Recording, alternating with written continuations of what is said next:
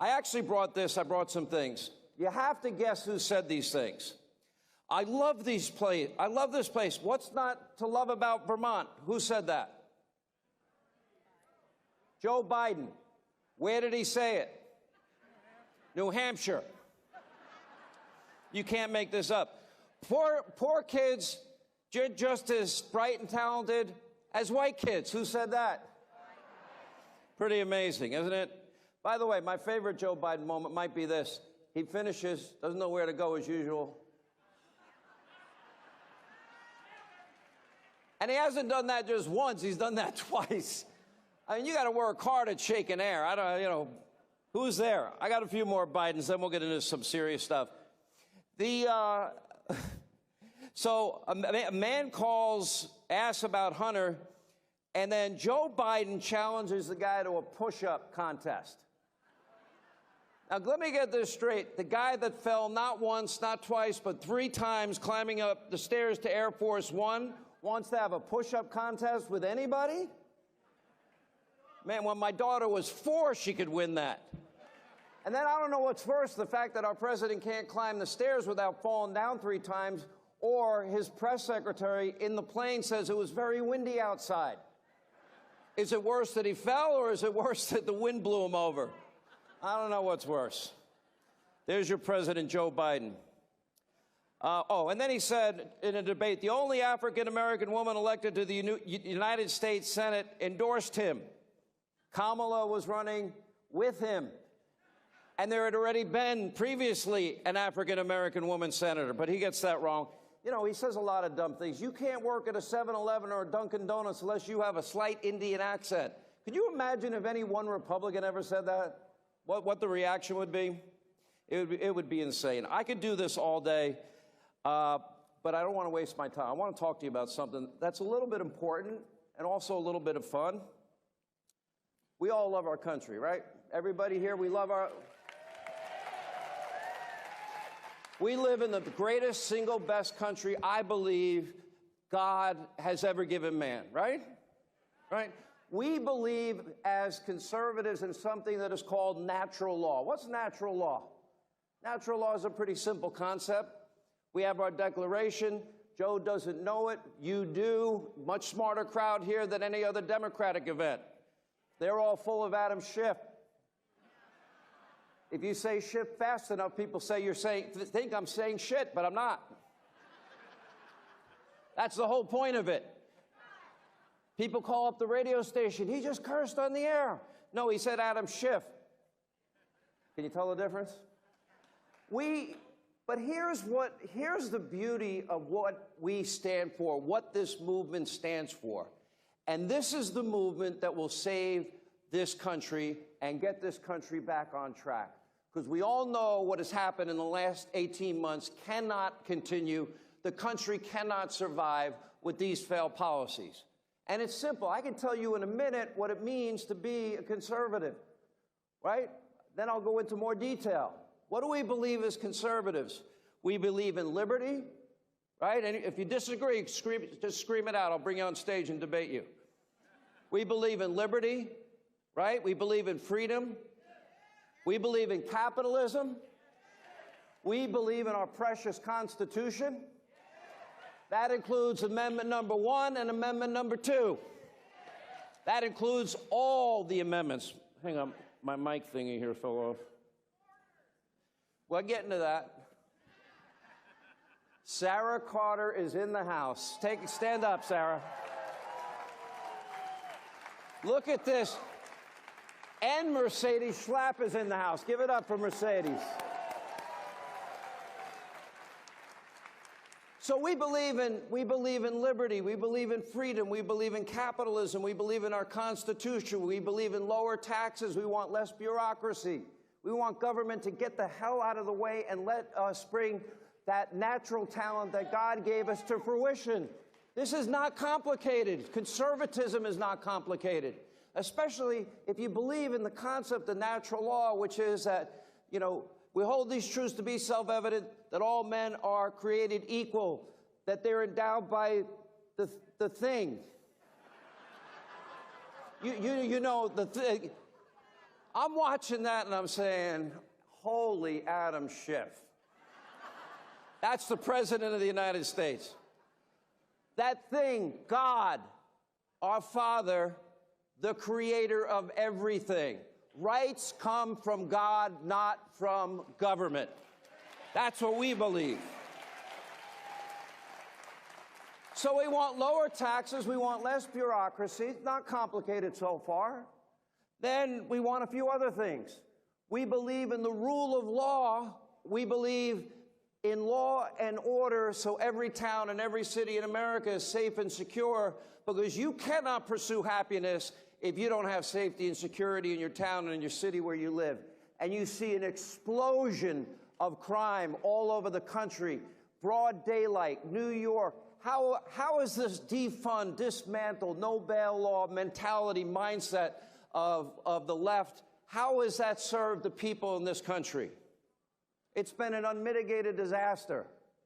We believe in, not only that, we believe that our kids deserve, it is our responsibility to give them a good education. And I'm not talking about CRT, and I'm not talking about gender identity. There are other people that can teach them that. There are these other creatures, they're called mommy and daddy, parents. That's their responsibility to instill values in their own kids, right? That's what we believe. We pay more per capita for an education than any other industrialized country in the entire world, with the worst results imaginable. You know, back when Ronald Reagan was president, they had a landmark study. It was called The Nation at Risk. And what they concluded was, what has happened to the educational system in America, were it done by an outside entity or force or country, would be tantamount to an act of war. And it's gotten worse. We spend more per capita on education per student than any other country in the industrialized world, with the worst results. So let's go back. We believe in liberty, freedom, capitalism, our Constitution, lower taxes, less bureaucracy. We believe in law and order, safety, security. We believe in choice in education. And we also believe in legal immigration, not illegal immigration. Did you ever think we'd have a lawless president of the United States of America like we do now, that not only is aiding and abetting in the law breaking that is going on, and you all know it down here in Texas as well as anybody, right? Have you all experienced illegal immigration, what's happening down here? We're setting record after record after record, but it used to be catch and release. Now it's catch, process, give better preferential treatment to illegal immigrants, and that means no COVID tests. They didn't get no vaccine mandates if you come in here illegally. You get a Joe Biden phone, and then you get a free plane ride to some other state in the dark of night, and then that state is forced to take care of every need you have: housing, food, clothing, education, health care. We pay for all of that. So we believe in immigration. All four of my grandparents came to Ellis Island, and I'm a product of legal immigration. Most of you have similar stories to tell. We believe, and this probably is the biggest issue to me more than any other issue. You know, I prefer the guy that gave us $2 a gallon gasoline. I prefer the president that for the first time in 75 years made us energy independent. I prefer the guy, now some people got upset with Donald Trump because he used to send out very mean tweets to a very corrupt media that lied about him for 3 years. If I got lied about for 3 years, I would think they're corrupt as hell like he does, wouldn't you?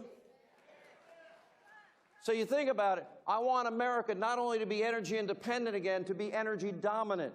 How is it possible we live in a time and a place and an era where we have more natural resources domestically with gas, natural gas, oil, and coal, and we got a president that is begging repeatedly OPEC to increase their output, and they keep saying no? How is it we have a president that wants to make Russia rich again? He imported 684 million barrels of oil from Russia last year. How is that possible? We've got more oil, more natural gas, more coal than all of these countries put together. How is it that he wants to do another Iranian deal, and all the Iranian mullahs do is threaten to blow Israel and the United States off the face of the earth? How is that possible? Why would, in God's name, would you ever send an emissary to Venezuela to negotiate with that murdering dictator thug and make Venezuela rich again? And if you think Saudi Arabia is a pariah nation, and you think MBS killed journalist Jamal Khashoggi, why would you go over to Saudi Arabia and kiss the ass of the Crown Prince of Saudi Arabia? I wouldn't do it. And neither would Donald Trump. And neither, I think, would any Republican president. And this is where our ideas now begin to flow. If you think about every single problem that this country is currently facing, every single one of them is preventable. And the good news is, starting in November, if all of us put aside our petty differences, there's some people that supported this candidate and that candidate, and this, we unite as a party behind certain principles. And that's liberty, freedom, that's capitalism, that's our Constitution. We believe in law and order. We believe in choice in schools. We believe in secure borders. We believe in energy independence. We believe in something called peace through strength, and build up the biggest, meanest, toughest, baddest military on the face of the earth. If we fight future conflicts, no longer should America be sending our national treasure into 20-year quagmires. If you're going to fight the son of a bitch, kick their ass, win the war, and get the hell out. Not that hard. Peace through strength, free and fair trade, and, you know, all the Democrats have, it's going to be the same. We can all predict what they're going to run on this election season. It's simple. They're going to try and run on abortion is illegal in America. Well, go tell that to the people of Kansas, because it's not illegal in America. And it's not going to be illegal in New York. Can you believe I'm so stupid I live in New York? I'm the dumbest guy in this room. Why am I up here? God bless Texas. Right? What's that? Everyone says God bless Texas. Oh, trust me, my next contract, line number 1, I get to leave. That's in there. But you think about if it's the border, we can fix the border. If it's inflation, this is the single best opportunity energy we have to not only be the masters of our own destiny. Think of it from this perspective. Rather than deal with countries that absolutely, positively hate our guts, like the ones that I mentioned, and beg them for more production, if we would be energy independent and then take it a step further, become energy dominant around the world. Now, we should have learned from Western Europe. We saw their dependence on Vladimir Putin and Russia and energy to the point where, and Donald Trump warned Merkel about this, why are you making Putin and Russia rich again? You are allowing him to control your destiny. If America is energy independent, it doesn't matter what happens in the Straits of Hormuz. If America is energy independent, it doesn't matter what goes on in the Middle East, except that we, I believe, have a responsibility to protect our ally and the only democracy in the region, which is Israel. If we're energy independent, we create high-paying career jobs for Americans in the energy sector. And those jobs, they will train you, these oil companies, to be a truck driver. You start out at $100 grand a year. They'll give you a place to live and all the overtime you can take. That's not a bad start in life for a young guy that maybe doesn't want to go to college. Pretty good start. If we're energy dominant, then we could take all of that natural gas. We have over 200 years worth of known supplies available. And then we ship it over to our Western European allies. We find a way to get it over there.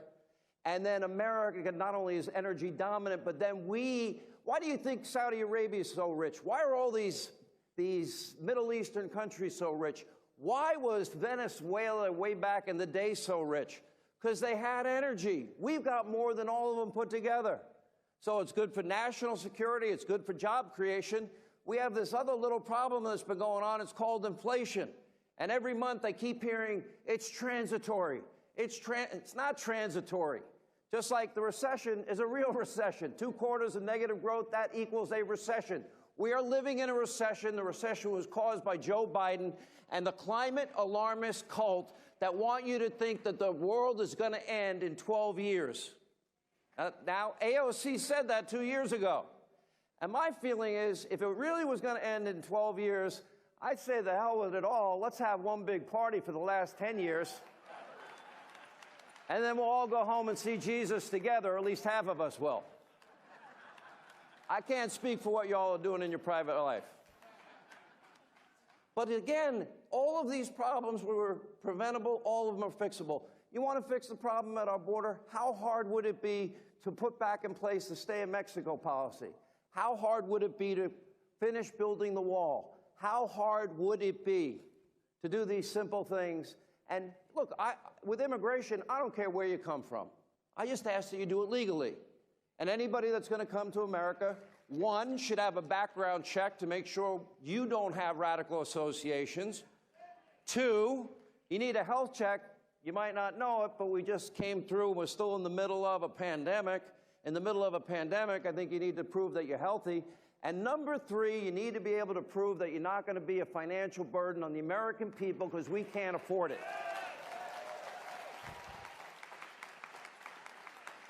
And lastly, you secure the borders. We're losing, and Sarah has reported on this extensively, hundreds of thousands of our national treasure. It's called fentanyl. It's called heroin. It's called opioids. 95% of it comes in across the southern border. 95%. Now, if we want to get this country together, I only see one way to do it. We need to elect conservatives, and the most conservative party happens to be the Republican Party. We need every single one of you to deputize another 50 people in your life, because we know the stakes are high.